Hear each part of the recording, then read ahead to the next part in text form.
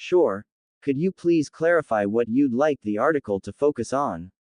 From your message, it sounds like you want an article about Arsenal's dependence on their captain, possibly comparing or contrasting that with Ibaraki Ease, the Crystal Palace captain, and showing how Ease proved them wrong, or proved it to them.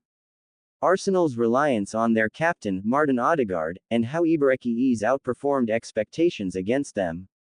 Arsenal being too dependent on their captain, and Ease showing leadership or quality that rivaled or surpassed that.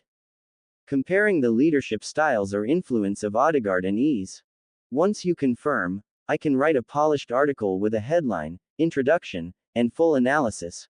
Got it? You'd like a sports-style article about Arsenal's dependence on their captain Martin Odegaard, tying in Ibaraki Ease's performance and how he proved a point, proved them wrong, proved it to them, perhaps after doubts or comparisons. Here's a polished draft of that article. Arsenal's dependence on their captain, but Ibaraki Ease proved it to them.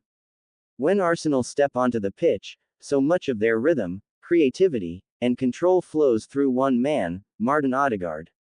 The Norwegian captain has become the Gunners' heartbeat, dictating tempo, linking play, and setting standards in Mikel Arteta's high-pressing, possession-based system. But as recent weeks have shown, Arsenal's reliance on their skipper might be their greatest strength, and their biggest vulnerability. Odegaard's influence has been undeniable since taking the armband. His vision, technical precision, and leadership have lifted Arsenal into genuine title contenders. Yet when he's absent or off his best, the team often struggles to maintain the same fluidity in attack. The news that he faces a spell on the sidelines due to injury has once again raised questions about Arsenal's depth and adaptability without their creative core. And then came Ibaraki Ease, a player who, in many ways, mirrors Odegaard's elegance and intelligence on the ball. When Crystal Palace met Arsenal, Ease didn't just compete, he commanded attention. Returning from injury himself, the Palace captain played with confidence, flair, and a fearless edge that reminded everyone why he's considered one of England's most gifted playmakers. Against an Arsenal side missing their leader, Ease's performance was a statement, not just to the opposition, but to those who doubted his impact or consistency.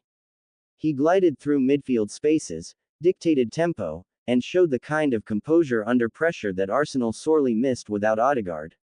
It was as if Ease was saying, "You talk about leadership and creativity, watch me." While Odegaard remains a vital figure for Arsenal, Ease's showing offered a timely reminder that influence isn't confined to one badge or system. The contrast between Arsenal's dependence on their captain and Ease's individual brilliance highlighted a key truth in modern football. True creativity can't be manufactured, it comes from players brave enough to take responsibility.